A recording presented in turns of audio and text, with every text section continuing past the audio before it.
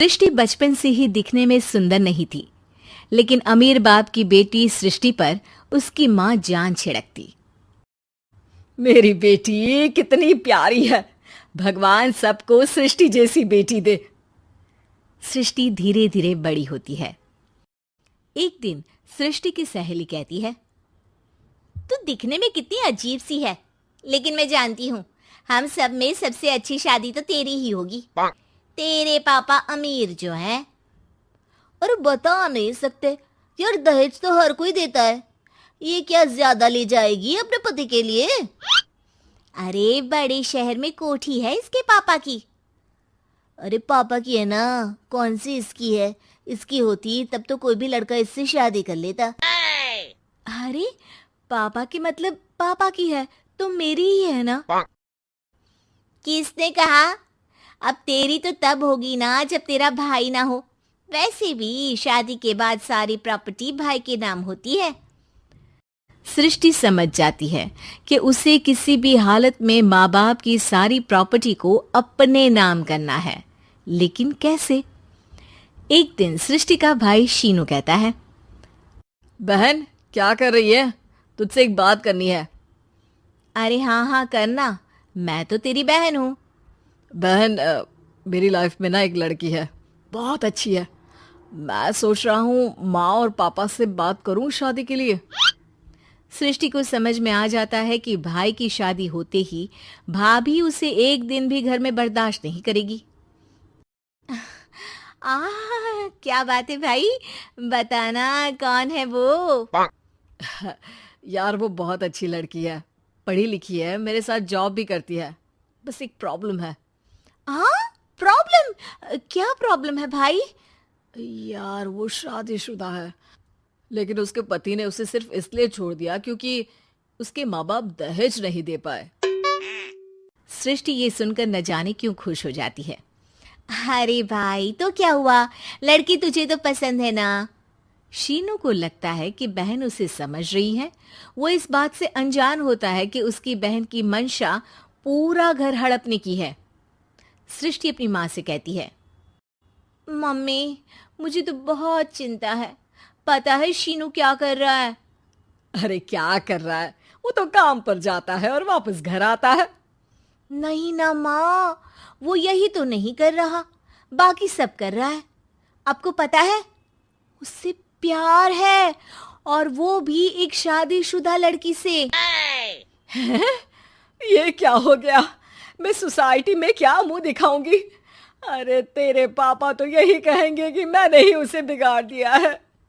माँ देखो, मेरी बात मानो, पापा पर भी विश्वास करने की जरूरत नहीं है। अब आप ही बताओ, पापा इतनी देर घर के बाहर रहते हैं क्यों? बोलो। अरे बेटा वो तो नौकरी करते हैं ना। तू बहुत भोली है माँ। पापा का ऑफिस तो 7 बजे खत्म हो जाता है, लेकिन देखो कितनी देर से आते हैं। अरे नहीं नहीं बेटा, ऐसी कोई बात नहीं है। सृष्टि माँ को एक औरत से बात करते पिता की फोटो दिखाती है। देखो माँ, कैसे हैं पापा? मैं ना कहती थी कि पापा सही नहीं है। मैं तेरे पापा से बात करूंगी, दे फोटो मुझे। ओ माँ, वो तो डिलीट हो गई। लेकिन चल, तूने तो देख लिया ना। पापा से बाद में बात कर लेना, और हाँ, मेरा नाम बिल्कुल मत लेना। हाँ माँ। अब क्या था, सृष्टि के माँ और पिता के बीच झगड़ा होना शुरू हो जाता है। सृष्टि के मन में क्या चल रहा था कोई नहीं जानता था। एक दिन, माँ सृष्टि के लिए एक लड़का देखा है, वो लोग शाम को उसे देखने आने वाले हैं। और हाँ माँ, एक खुशखबरी, मैं और पापा मिलकर एक नया बिजनेस ट्राई कर रहे हैं। शाम को लड़का आता है, सांवले रंग का। सृष्टि को तो बिल्कुल भी पसंद नहीं आता। लड़की की माँ कहती है, लड़की का चेहरा तो कोई खास नहीं, लेकिन अगर मेरे बेटे को आप लोग सेटल कर दें तो मैं उसकी शादी आपकी बेटी से करवा दूं। सृष्टि को लड़का बिल्कुल पसंद नहीं था। उसे भाई पर गुस्सा आ जाता है। लड़के वालों के जाने के बाद कहती है, माँ देखा, शीनू मेरे लिए कैसा लड़का लेकर आया, न दिखाने लायक न सुनने लायक, सेटल भी नहीं, वो भी हम करे। अरे माँ, मैं जानती हूँ ये मेरी शादी किसी भी घर में क्यों करवाना चाहता है। अरे कैसी बात कर रही है बहन? तूने तो देखा ना, लड़के को मैंने ही मना कर दिया तुझसे शादी के लिए। जिसने लड़का बताया था उसने उसकी बहुत तारीफ की थी। बात आई गई हो जाती है, लेकिन सृष्टि का मन शांत नहीं होता। क्या करूं, कुछ समझ में नहीं आ रहा। मेरी शादी हो गई तो ये लोग पूरी प्रॉपर्टी शीनू के नाम कर देंगे, मेरे हाथ तो कुछ लगेगा ही नहीं। तभी सृष्टि को आइडिया आता है। वो किसी वकील को फोन करती है। जी देखिए, अगर आपके मम्मी पापा का तलाक हो जाता है तो आपके पिता की आधी प्रॉपर्टी आपकी माँ के नाम हो जाएगी, फिर उसे वो किसी को भी दे सकती है। सृष्टि अब माँ को बेटे के खिलाफ भरती है। माँ, शीनू पर नजर रखा करो, वो जिस लड़की के प्यार में है ना, वो शादीशुदा है। यहाँ आएगी, सारा पैसा, रुपया, जमीन, जायदाद सब हड़प लेगी। पापा का भी हाल तुमसे छुपा नहीं है। ऐसा ना हो कि मैं और आप एक दिन सड़क पर भीख मांगे। हे भगवान, मैं तो जीते जी मर जाऊंगी अगर ऐसा हो गया तो। ऐसा हो गया नहीं माँ, ऐसा ही होगा। अभी समय है, आगे का सोच लो। मैं तो कहती हूँ पापा से आधी प्रॉपर्टी लेकर अलग हो जाओ। पापा की आधी प्रॉपर्टी भी हम लोगों को अगर मिल जाती है ना, तो अगले 7 जन्म सफल समझो।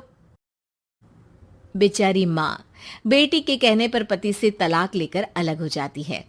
सृष्टि अब पैसों से गाड़ी और अपने दूसरे महंगे शौक पूरे करने लगी।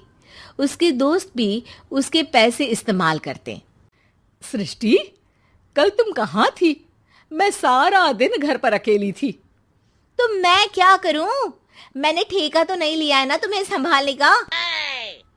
माँ को सृष्टि से ये उम्मीद नहीं थी। वो बैठकर रोने लगती है। वहीं उसका पति यानी कि सृष्टि के पिता आ जाते हैं। मैं जानता था कि तुम्हारा यही हाल होगा, तो आपने मुझे रोका क्यों नहीं? मैं रोकता तो तुम रुकती क्या?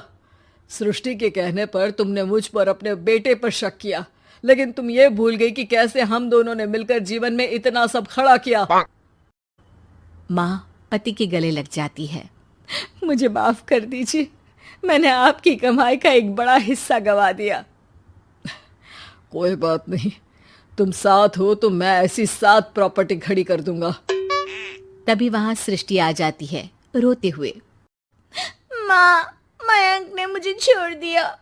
वो बोल रहा था जब तक मेरे पास पैसे थे तब तक ही वो मेरे साथ था। पापा, माँ, मुझे माफ कर दीजिए।